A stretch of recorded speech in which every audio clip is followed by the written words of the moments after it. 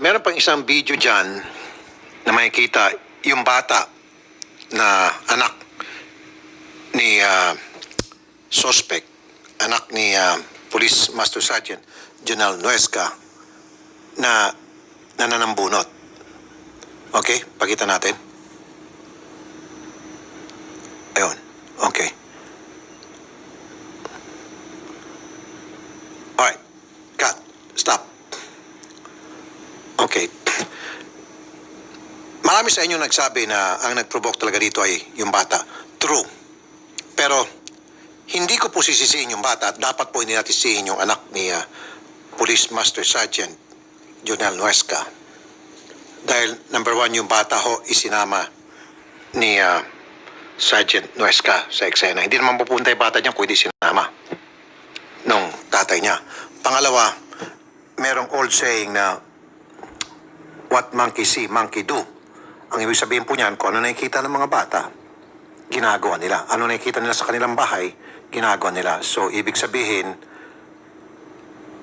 kung ano po yung pagmulat ng mata ng bata na kanyang nakagisnan, yun lang po ang ginagawa niyang pag-react sa any given situation. In this case, violente po ang pamamahay ni Police Senior Master Sergeant Nuesca na ever since talagang nasa Zoom? Nasa Zoom meeting daw po ang mga taga-IAS, sir. Okay. Sige, mag-meeting pa more kayo. Alam niyo itong mga taga-IAS, nung panahon pa ng nasa kabilang istasyon po kami, Gamit ang Tough Mama Appliances, ang reliable home buddy mo. Mabibili ito sa mga supermarket. ang sertipikadong marderer po ito. And then, Tapos, yung tapong, opo, yung anak ko po. oh, Anak kong 12 anyos lang po. 12 years old, sasagasaan niya. Opo.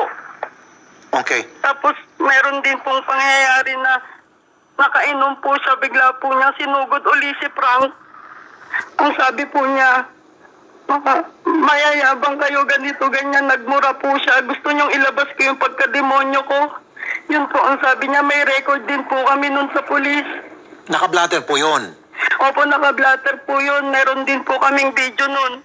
Okay, yung pong tinangka niya sa gasaan yung inyo pong kapatid at pamangkin, ano po nag-provoke sa kanya noon? Ba't niya ho nagawa yun? Hindi ko po alam, anak ko po yun. Anak ko po yun, sir. Yung Kaya po. 12 anyos. Okay, anak, pamangkin po ni Frank. Okay, bakit niya po Opo. nagawa yun? Hindi ko po alam, sir. Oh, okay.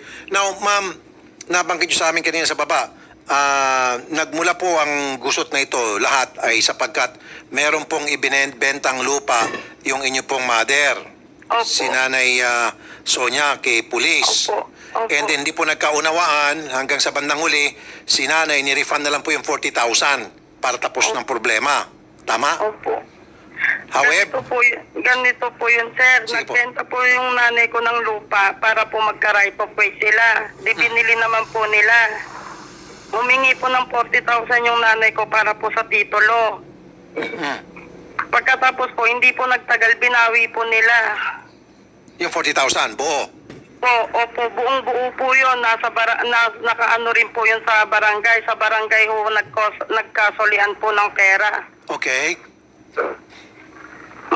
After noon, kinasuhan niya yung mother ko ng istapa, mangloloko, ganyan. Ang dami niyang inaano sa nanay ko. Teka muna, matapos niya matanggap yung pera, yung refund, saka siya nagkaso. Opo. Oh, paano pa maging stapa yun? Nakuha na niya yung pera. Kaya nga po. Okay, na-dismiss po yung kaso, tama? Opo, na-dismiss po yung kaso. Pero hindi po niya matanggap-tanggap pa rin yung tungkol sa transaksyon na yon, kaya nagtarim pa rin siya ng galit. Opo. Oh. Marami na po silang ginagawa pero hindi po kami uma-action para po walang gulo. Pero sila po ang nag-uumpisa po talaga ng gulo. Kaya kung makikita nyo sa video, hindi naman po lumalaban yung kapatid ko tsaka ang nanay ko eh. Okay. Yung misis po kasama din sa pangharas. tuwing Ano po? nagkakaroon po ng problema sa pagitan ng pamilya niyo Opo, at opo, pamilya nila? opo. Kasama niya po buong pamilya niya, pati yung anak niya, tuwing may mangyayaring ganun. Palagi po niyang sinasama yon. At tuwing mag-iskandalo siya, tuwing harasin niya yung pamilya niyo, bit-bit niya ang kanyang misis at kanyang anak. Opo, totoo po yun. At bakit daw po? Para mag-video yung anak, taga-video. Yun, ganun din po. Opo. So ginawa niyang videographer yung kanyang anak sa lahat ng katarantaduhan niya. Okay. Ma'am, Po. pasensya na po. I have to ask you this.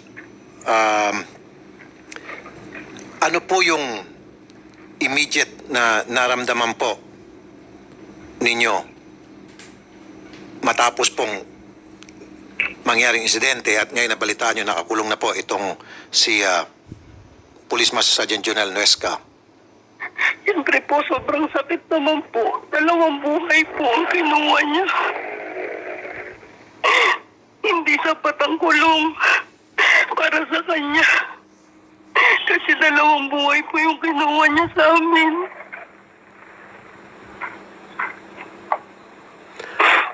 Matapos po yung pamamaril, ano po yung kanyang kasunod na ginawa? Kasi naputol na po yung video doon. Naglakad siyang parang walang nangyari. Normal na lakad. Kasama niya yung anak niya. Naglakad parang wala nangyari pauwi ng bahay. Opo, pauwi ng bahay. Tapos doon na po siya tumakas. Doon na po siya pumuntang Rosales. Yung anak niya po, ano naging reaksyon matapos makita yung pamamaril? Pati yung misis, ano pong naging reaksyon? Wala po, wala po. Parang normal lang din po. Parang sanay na po yung anak niyang ganun. Maging yung misis niya po. Opo. Okay. Ano pong trabaho, ma'am, ni Sir Frank? Construction worker po. Minsan po nagsa-sideline po siyang kargador. Okay, para makatulong po sa pamilya. Opo, kasi po may anak po siya, sir. Ilang taon po yung bata? 1 taon po, sir.